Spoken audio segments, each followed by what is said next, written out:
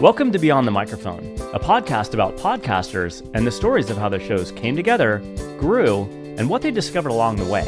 I'm your host, Adam Baruh. So, with each of these episodes, I like to kind of talk about some topic in podcasting before we get into our guest interview today. So I'd like to talk about something that all of you podcasters listening have done, which is you took a leap of faith. And leaps of faith are extremely important in terms of how we grow as a person, how we grow as a professional. It takes a lot of emotional courage. I could tell you that, prior to, maybe about 10 years ago, maybe a little bit longer, that was kind of like when I took my real true first leap of faith. And it was a big leap of faith for me. That leap of faith is when I left my very secure IT software development job and decided to become a wedding photographer with zero experience. I didn't even have a good camera. But a friend of mine asked me, if I would shoot his wedding because he couldn't afford a budget, big budget photographer. And I was happy to do so. I had never even expressed an interest in photography. I liked it, certainly, but never really expressed an interest in it. But I wanted to do well for him, so I bought a nice camera and I did a lot of research and I practiced a lot. I had some time before the wedding, and afterwards I really liked it, and so I kind of turned it into a career, which I did for 10 years. So that was a leap of faith number one. And like all of you listening, I mean, for me to when I became a podcaster, that was a huge leap of faith because I don't like to be front and center on the camera. Surprisingly, I don't. My older brother's an actor, and I was always happy growing up because he liked the attention. He was very extroverted, and I was happy with that. But podcasting just kind of came to be for me out of a healing journey that I had, and I felt that the message I wanted to convey was pretty important. So, really without any podcasting experience, I decided to become a podcaster. That's not an uncommon story, but it is a story about leaps of faith. And, again, I commend all of you listening for doing so. And don't be afraid to do so again at some point in the future. Maybe podcasting, is just kind of the tip of the iceberg for you that's going to open up some larger other opportunities and doors. So always be willing to get yourself out of your comfort zone, practice that emotional courage, and really be curious about what the leap of faith might teach you. So anyway, with that, let's go ahead and introduce our guest here today. I will say that what piqued my interest primarily about this guest is that her name is Shaunna Lee, which is also the name of my wife, although that's my wife's first name and middle name. But Shaunna Lee is the host of the podcast Start Again with Shaunna Lee, leaving the world prettier than I found it, one person at a time. Shaunna says, let's navigate life after heartbreak to discover your true passion and purpose.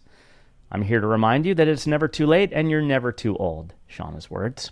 She's a best-selling author with a wealth of experience leading women through their own start again moments. She offers one-on-one coaching and self-paced online courses, and also writes books and hosts 2 podcasts, including the Start Again with Shaunna Lee that I mentioned. Her work centers around body, mind, soul alignment, falling in love, and learning to monetize your gifts. Start Again boasts an exceptional 5 out of 5 rating and approximately 59 published episodes. Shaunna, welcome to Beyond the Microphone. Thank you so much for having me. Yes, I did remember that your wife has the same name as me. Yeah. What a funny way to introduce myself. But yes, Lee is actually my middle name. And if I can start with a story, the reason I use Shaunna Lee as my name is because I have been married and divorced 3 times, which means I've changed my last name a lot. Mm-hmm. And when it came time to write my book, I thought, oh my gosh, what name am I going to use? And so I decided to embrace my middle name, which I hated growing up, and decided that would be my pen name, Shaunna Lee. So here I am. It works. My middle name is Frederick. I think Lee is definitely, I would take Lee over Frederick. And in fact, I think I was like in 2nd grade. Out of Frederick, I also didn't like my name Adam. And so out of Frederick, I just told all my friends one day, I'm like, I'm going to just go by Rick now. And so I tried to get everybody to call me Rick. It didn't really stick. It didn't stick. No pun intended or no rhyme intended. But here we are today. Yeah. So I will tell you that, I kind of share that experience with you. I was married before.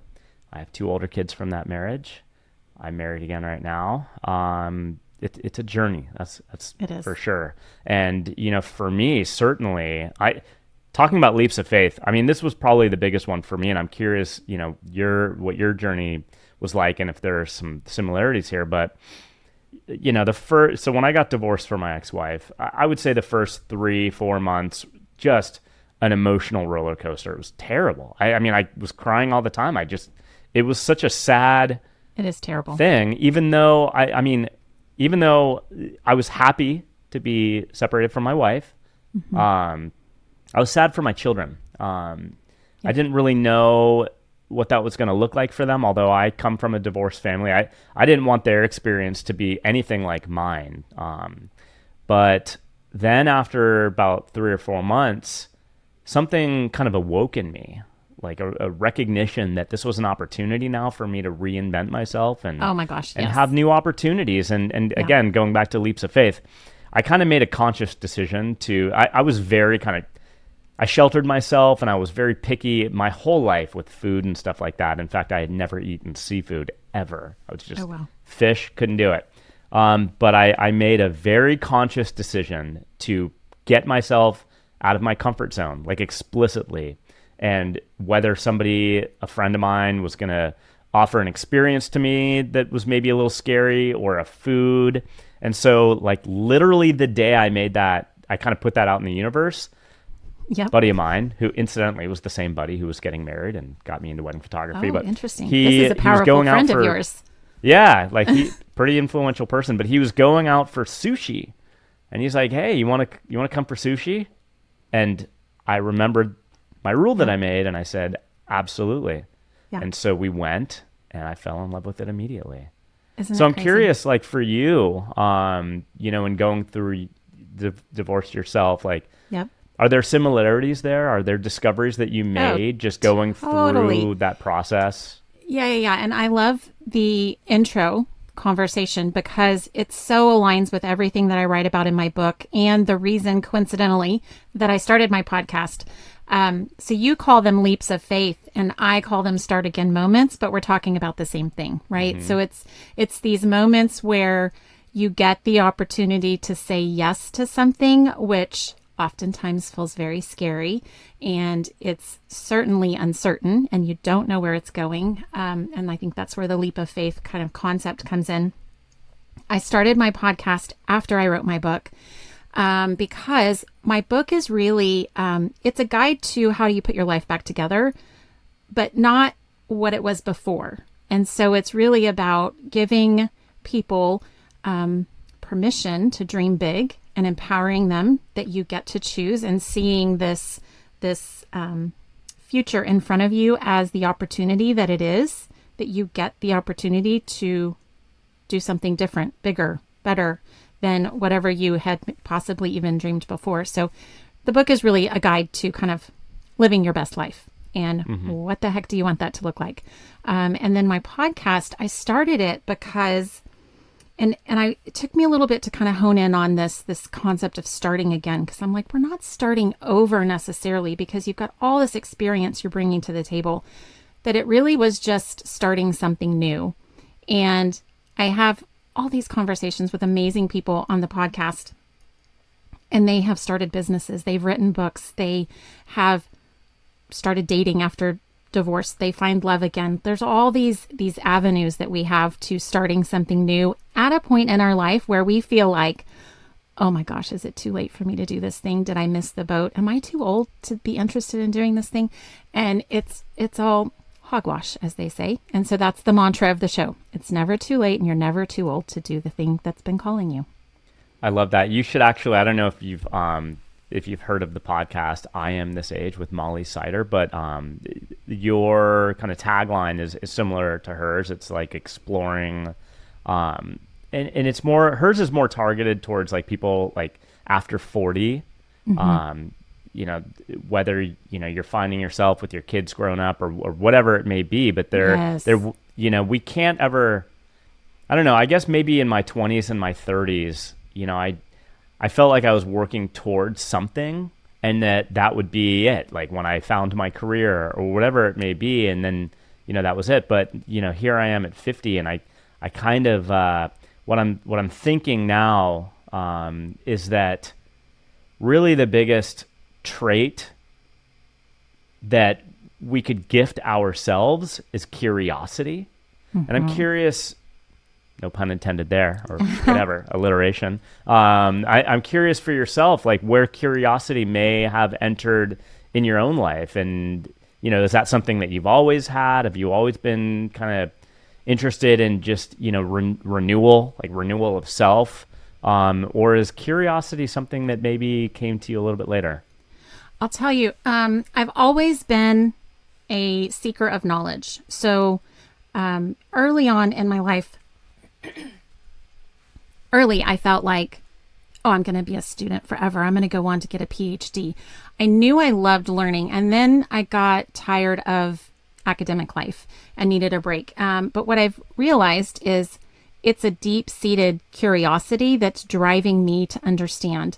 I find people fascinating, and I could probably study human beings for the rest of my life and never get tired. So I think what curiosity has done for me, though, is allowed me to drop this aspect of my personality that I'll call the shadow side of my personality. I have been a super judgmental person my whole life, judging others, judging myself mostly.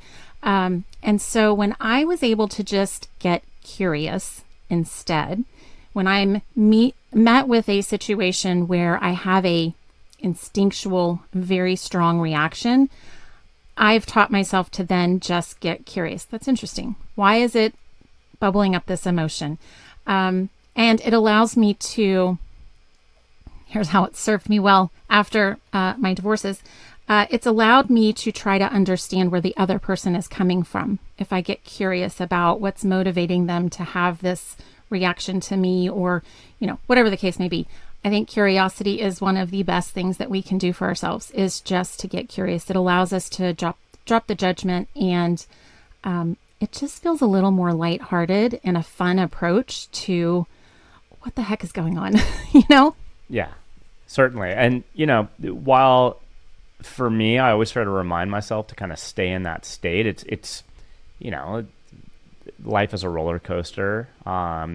And, you know, so I'll find myself kind of going into my shadow place, which is filled with negative self-talk and self-judgment, as you described for yourself. Do you use tools like journaling or mindfulness or, you know, something to kind of snap out of it and bring yourself back to that more kind of curious flow state? Yes. The short answer is, I think every conversation I have, I talk about this. Meditation and journaling have become core components for me.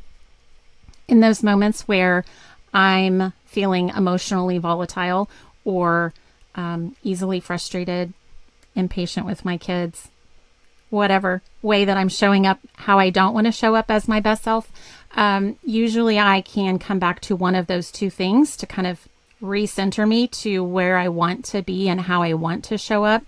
Today it was meditation, amazing hour-long meditation, which had you told me 3 years ago that I was going to meditate for an hour and it felt like 5 minutes, I would have said, you were crazy. That's not possible. But those two things have really been instrumental for me. I find journaling really a better way for me to practice what I want to hone in on. So you have to create a habit. I think just creating a habit is hard enough. But journaling lets me practice how I want to show up. It lets me think through a future scenario as if it's already happened. I get to practice gratitude. There's all sorts of really beneficial things to journaling. But I think both of those bring me back to that centered place where I can be in flow and approach things more curiously. So yesterday I went and saw somebody, just kind of like a counselor, coach type person. And I was talking about just, you know, how anxiety has been kind of present in my life for a while. I know and I've spoken publicly on various podcasts, and this one, like where that comes from. But just knowing it isn't really enough to kind of keep it at bay. I used to suffer from really bad panic attacks, which came on I had never had one in my entire life until about 47 years old, just before the pandemic, and then it got worse. But I kind of have it mostly under control right now, but sometimes it does show up again. And so I was speaking with this person yesterday, and she's like, you kind of have to just approach the work that you need to do to keep it at bay as if you're taking your medicine each morning.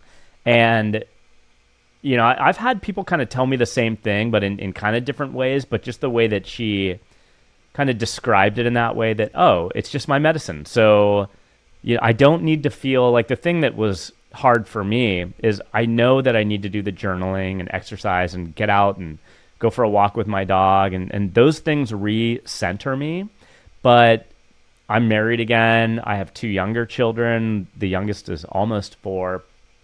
And so there's this guilt thing, like when I want to take time for myself, I want to make sure that that's okay with my wife if I'm leaving her with the kids. And often I don't ever even ask her. Like, the guilt is overriding, where I just suck it up and I say, it's too problematic. But when she reshaped this concept where it's just your medicine, like, it kind of made me feel like there's a way to do it guilt-free, where, look, my wife wants me to have less anxiety, and she's supportive. And so if I'm just like, hey, well, got to say, I'm going to do my morning journaling. Like, I know she's okay with it now because it's my medicine that I need, right? Right. I'm curious for you, if you're willing to kind of open up and maybe talk about it a little bit. Like, you described the self-judgment. Where do you think that comes from for yourself? Oh, well, where it comes from. The same way as any inner critic comes from.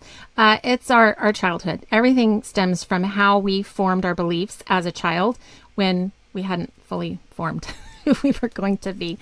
So yeah, a lot of my childhood was quite tumultuous. And as a result, I became a very judgmental, very controlling type of a person, because I was seeking security and stability. And that was the way I learned as a child that it felt safe.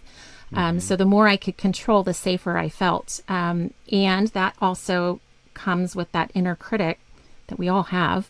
I'm taking this positive intelligence course right now, and it's all about, he calls the inner critic our judge, and we all have the judge, and we all have these saboteurs, and they're all these different aspects of our personality that are attempting to keep us safe. That's where they all come from. It's just that we get to a point in our life where it no longer serves us the way it did initially, and we get to look at it and we get to say, okay, this is how I've been doing things. It's not working for me anymore. I'm going to choose to embrace the sage aspect of who I am, which is this higher self version. But he talks about the judge the most because we all have the judge within us, that inner critic that is the loudest saboteur. And mine is a ugly mean girl. She's quite biatchy. Well, something I'm super fascinated about is the nervous system. I used to have a podcast called The Change, which was focused on servant leadership and mental health. And I had the pleasure to interview a guy named Seth Lyon, whose wife, Irene Lyon, runs a program called Smart Body, Smart Mind. Pretty sure that's the name of it, which is all about nervous system regulation I don't know if overcoming trauma is the right word, but like learning to live with your trauma and, forgiveness and increasing our own capacity. And they're also somatic healers. And so how has forgiveness, like for yourself, how's that shown up in your life? Forgiveness. It's a tricky one. I will tell you, for learning to forgive others was the first step for me. And it's never easy, but it's so worth it. The minute you realize that forgiving the other person is really a gift to yourself and has nothing to do with them is the day your life begins. But learning to forgive yourself, that's a whole different beast. For me, it's interesting that you tied that in with somatic healing and overcoming trauma, because I think it's all related, right? So learning to love the inner child within me is what let me be compassionate and love myself and forgive myself. I think the bigger part is the ongoing forgiveness. So we continue to be human and mess up and not get stuff right. But being able to say, you know what, the first way I learned this was with my children, actually. So I have 4 children, ages 10, she's 10 now, to 29.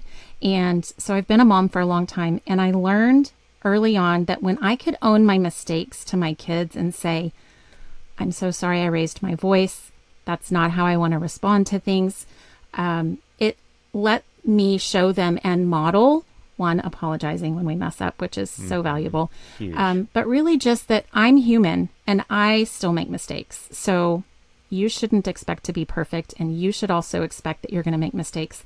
But when I could own that with my kids, which these are my most favorite humans on the entire planet. Like, I love them more than anybody else.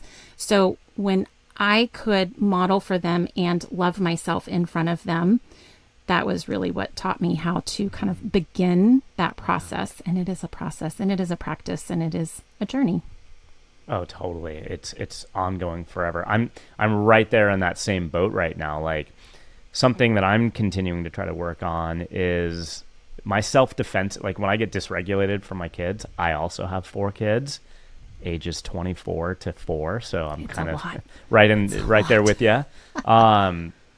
But when I get triggered, because I definitely had a rough childhood. I grew up with a single mother, and lots of trauma there, and I find myself getting triggered and dysregulated out of emotional regulation when they start fighting or whatever it may be between my younger kids. And something that I'm really trying to be mindful of now is like finding when I'm going in that direction, maybe trying to catch it, and maybe because my self-defenses are always what goes up first, right? And I've had a really hard time apologizing, but like what you say, I mean, the power of apology is so huge, especially modeling that for kids. And so I'm so happy that you touched on that, because it's something that will always be a process. I don't think like even for me to voice that, it doesn't mean that like now I'm going to be like perfect. Like, I'm going to screw up time and time again, but trying to learn not to beat myself up over it and just know that I'm doing my best. And, my 2 older kids they've kind of turned out pretty good. So I at least know I can rely on my track record of delivering successful, adults into the world. Yes. But I wanted to circle back too, because you mentioned about like the self-sabotage, the saboteurs that live within us. Have you ever heard of Samantha J? She's an author.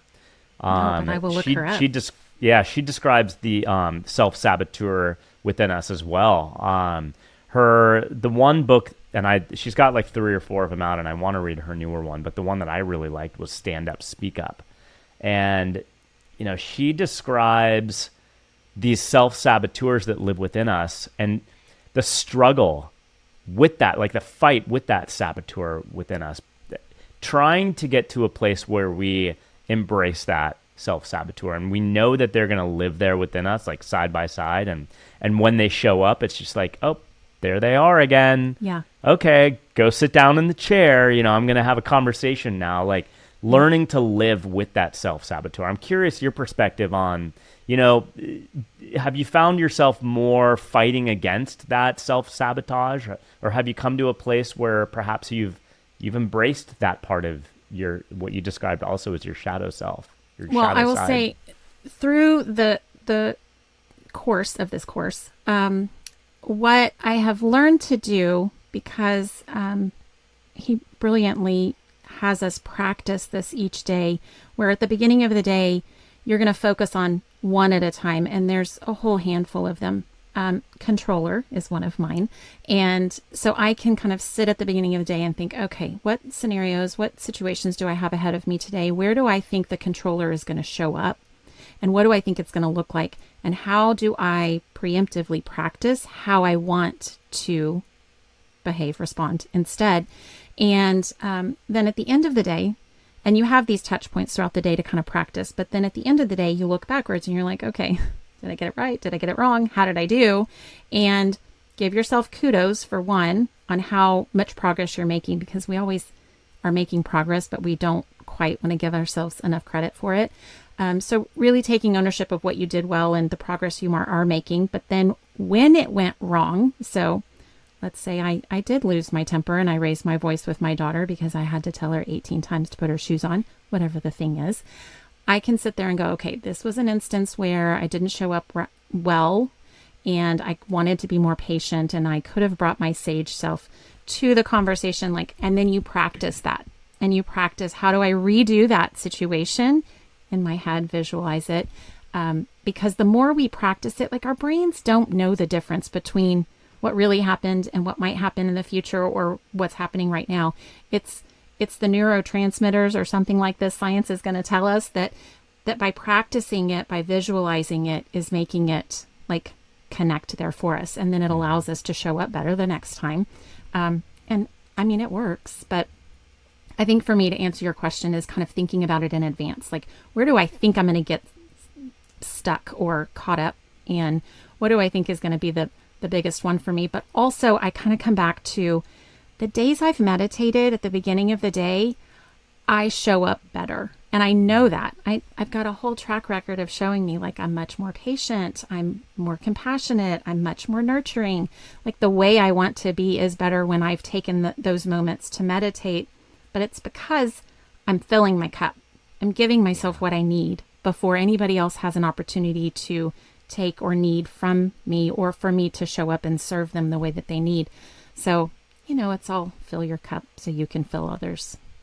Totally. How do you balance being a mom of 4? And your older kids sound adult level, so maybe they're not, they are. Don't require as much day to day, but how do you balance that, being a mother of 4 and podcaster and author and everything that you're doing, with what you know about the time that you need to center yourself with meditation and journaling? How do you balance those time commitments? The honest answer is it depends on the day. So, some days are better than others. I have gotten better at recognizing when things aren't feeling as smooth and I'm more frustrated or less patient. Yes, listen, 4 kids is a lot. My older girls are 27 and 29. My 27-year-old lives at home, but she is quite busy, as adults are. And my other one lives across the country with her husband. But they still need me and still rely on me and want to have touch points. And my daughter, who lives here, we have regular dates with one another. So we will go and have mother-daughter dates. We're about to go to New York together. Super excited. Oh, nice. So the one-on-one time I know is really important to each of them, regardless of how old they are. Totally. But if I had to have one-on-one time with each of my children and show up for my work and my boyfriend all at the same time in the same day, there would not be anything left of me. And so I just know that there's some give and take, and some days people are going to get more from me than others. But I know when I take care of myself first, I have more to give. And so that's really, when I feel it's off center, I come back to align with yourself, know where you're going, remind yourself who you are, and then things tend to be a little smoother. That's so important because, as we get older and we have kids and careers and stuff like that, we feel that our own needs are less important. There's just so much time in a day. And so we find ourselves, doing this behavior over time, over months or years, where, we're just giving everything to everything else. But I love that you've gotten to a place where, you're happy to talk about and confident in talking about how you carve out that time for yourself, because it is hugely important. And I think, for anybody listening here, make sure that you are thinking about what your own needs are. And something that was really interesting for me when I started on my own healing journey after dealing with these anxiety attacks, I was listening to a podcast called Awakening OD with Jessa Reed as the host, and she was talking about, ourselves, kind of like making a comparison as if we were video game characters, like avatars.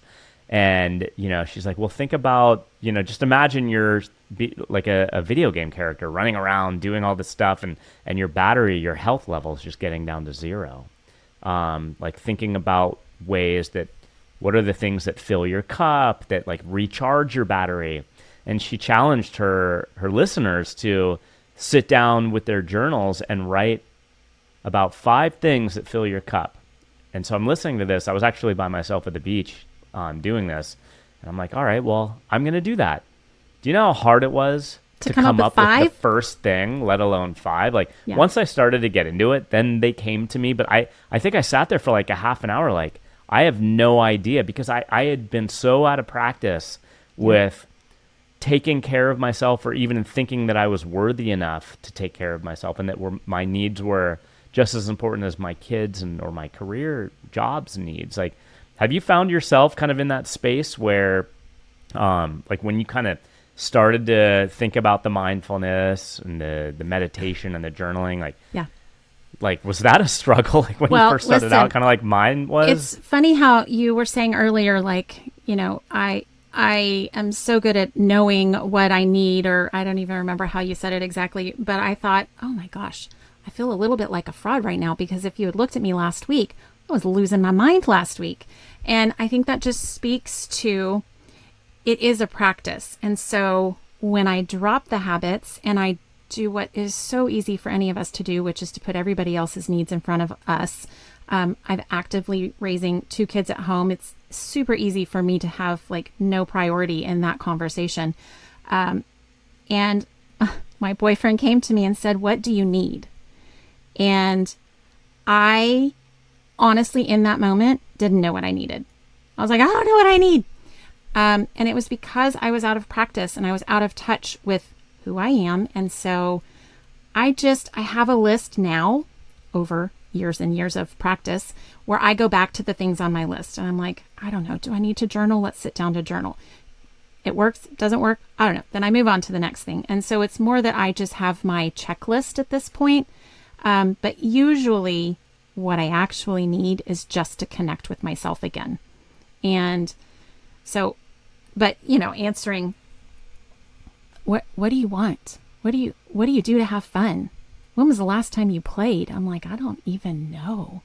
So yeah, I think I still have those moments of, oh gosh, what do I need? But I at least now have my checklist. I like the idea of a checklist because like one given day, you may not even like feel that you want to meditate. Like that's not the answer for that given day. It may be that you just need to go for a walk or whatever. So that's a great tip. I want to bring us into the podcasting a little bit. Maybe you mentioned a little bit earlier about getting into podcasting, but go back a little bit for us about that inception of when the idea to become a podcaster came to be, and kind of how you started to like conceptualize perhaps what your message might be, what your premise, and then going into planning out your first maybe 10 episodes or however you did it. It wasn't, and then ultimately smooth. Over time how that's evolved for you. Yeah, I would say it started with an idea, and I literally heard podcast, a single word, while I was meditating. And I was like, am I supposed to be on a podcast? Am I supposed to start a podcast? What does this mean? So I just kind of sat with it, and it kept coming back to me. And then I was like, okay, I think I could see myself starting a podcast. And then I was like, well, the heck am I going to talk about? What am I going to call it? I had no idea. And so this is what I tell everyone. You hear the whisper, you feel the nudge, just lean into it. Just pay attention. And some days, it felt like I was jumping off a cliff and I wasn't sure where it was going to go. And every time I've done that in my life, where I take a big risk, or I do a thing before I feel ready to do the thing, the gaps get filled in and one thing leads to another. And I talk to one, guest, and then that leads me to another. I don't actually know how I settled on the start again concept, but what I knew I wanted to be a part of was helping people tell their stories. And I wanted to be able to highlight other people who've done these big, scary things for the people who still haven't given themselves permission to even want the thing, much less go after it. And so, because I know this concept of expanders is so powerful. So you see somebody doing something that you've only ever thought, wow, that'd be kind of cool. And it expands your vision and your potential for your own life by seeing someone else has done it. And so for me, it really started with, I wanted to highlight single moms and show the world like how amazing things can be after divorce. And then, one thing led to another, and now I've got seasons, and now I've got different themes. And so it sort of goes where it's supposed to go at that point. Time out really quickly. I'm late for something. I'm just going to tell the person I'll be right there. Oh yeah, we are long. This spot here. We're almost done anyway.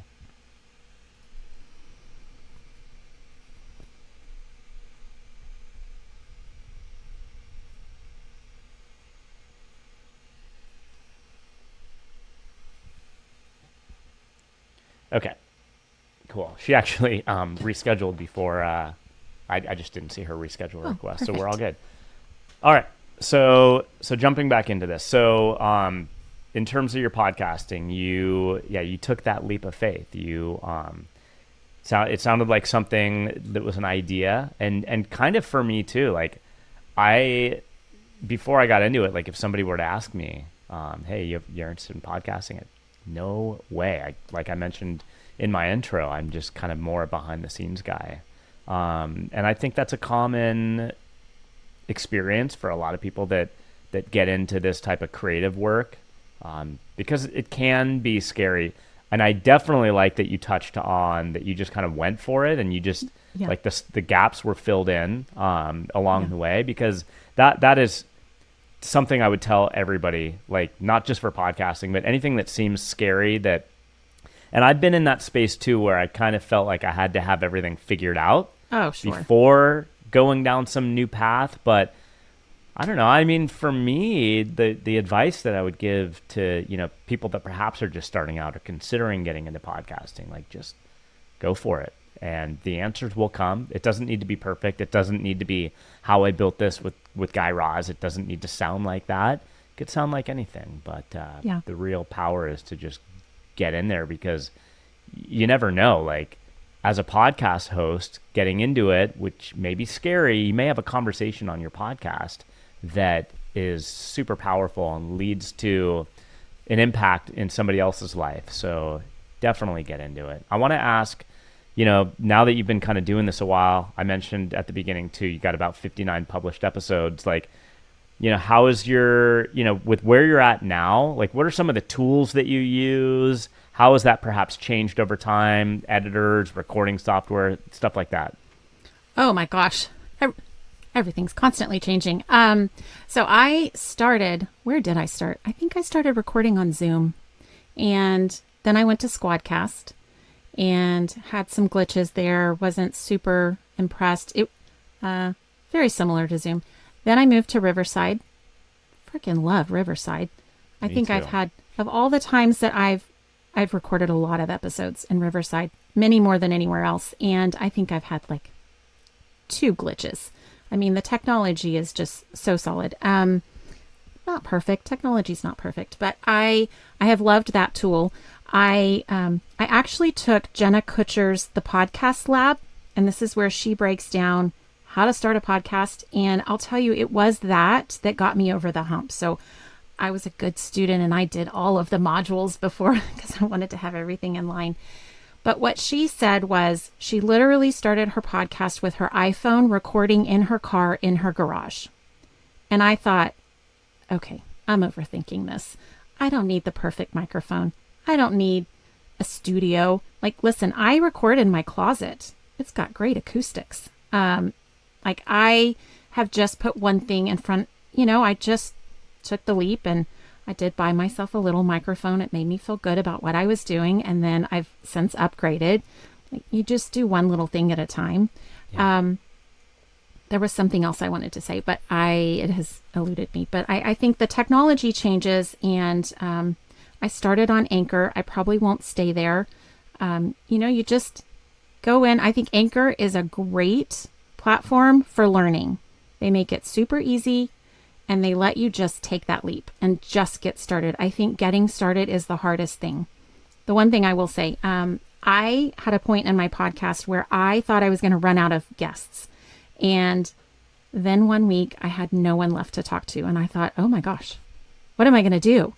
And I'm telling you, the gaps are always filled in. I had the little nudge. I am a member of a Facebook group, Women Supporting Women Entrepreneurs. So I was like, well, maybe I'll just put a post out there and see if anybody bites. I had over 100 people respond. Yes, wow. Yes. And I thought, all of a sudden, it was not, I was going to run out of people, but how the heck am I going to talk to all these people? So the problem totally shifted. And so then I got to focus on who are the right guests? Who do I want to talk to? Oh my gosh, I've got so many women business owners. I could categorize them by financial planners and like all these different categories. And so it just gave me more than I could have imagined or even thought of. And then I discovered Podmatch, which I believe that's how you and I met. Mm-hmm. And I have been really pleased with Podmatch, just the ability to be a little choosier and find the right matches for guests has been amazing. That now that's no longer even a concern for me. Running out of people seems like the silliest thing to worry about. Love it. And I love using Podmatch. And I was able to interview Alex Sanfilippo on, I believe it was episode 6, maybe, on Beyond the Microphone. That's awesome. So for anybody listening, go check that out. He's a fascinating guy, so passionate about educating podcasters to stay in the game and avoid the pod fade. So that's awesome. Well, as we come to a close here today, I always ask people the same kind of 2 questions as we close around the theme of discoveries. And so the first question is just around podcasting. I mean, you've probably spoken, on this topic, here in this conversation today, but, as we come to wrap here today, how would you describe any discoveries you've made just around podcasting since you started? Maybe observations around the industry, or maybe you mentioned how the technology changes, anything like that, just discoveries that you made just around podcasting. So I will say the biggest discovery is less about the technology or the tools behind podcasting, but more about myself. Every single time I go into, oh my gosh, I don't know how I feel about this interview, I'm not really feeling it today, I come out energized and lit up. It is so filling my bucket that I'm like, okay, I'm doing the right thing here. This is what I should be doing. That I think it's been a big self-discovery for me to realize this is why I heard podcasts in the meditation, because this is what I'm supposed to be doing. It doesn't matter about the rest of my business or what the next book is. This is what gives me the energy to do all the other things. I love that. Well, that kind of was also my second question. It was going to be about self-discoveries made through podcasting. So they're kind of do you want to touch on that a little bit more? Or are there any other self-discoveries that were pretty I think impactful? they're pretty close. I will say I just did the other self-discovery, which is I tend to talk over people. And it's something I'm working on. But I think that really it has built my confidence to trust my intuition by doing the thing that I have the nudge to do, and paying attention to my desires and leaning into my curiosity, and give myself permission to want what I want, has built my confidence. I love that. Well, thank you so much for being my guest here today on Beyond the Microphone. Where can people find and learn more about you and the work that you do? Absolutely. Well, thank you for having me. And I'm so glad your wife has the same name as me. I can be found on all the socials at Simply Shaunna Lee. And my website is ShaunnaLee.com. I've got lots of freebies. That's where you can find links to all my courses and my books and all about me. Great. And we'll have those links in our episode show notes, so check that out. Again, thank you so much for being here today. Fabulous. Thank you. After nearly 20 years in corporate America and surviving 3 divorces, Shaunna Lee, a mom of 4, founded a business that helps women fall in love and make more money. Using various modalities, she creates a customized wellness plan, and sets intentions and manifests success and empowerment. She offers one-on-one coaching, writes books, and hosts a podcast. She strives to help clients align with who they truly are. She also loves to discuss entrepreneurship, becoming an author, parenting, co-parenting, and midlife dating. Are you stuck trying to take your podcast to the next level? Do you need help with marketing or post-production? At EIQ Media Group, we offer podcast coaching, production, editing, and marketing support. Head on over to www.eiqmediallc.com to learn more. If you're enjoying Beyond the Microphone, please subscribe on Apple Podcasts, leave us a rating or review, and check out our YouTube channel as well. You can find links to all of these in our episode show notes. Thank you all for listening, and we'll see you next time on Beyond the Microphone. Beyond the Microphone is produced and distributed by EIQ Media Group, LLC. Elevate your emotional IQ with podcasts and content focused on entrepreneurship, overcoming adversity, stories of emotional courage, women's health, aging, and more.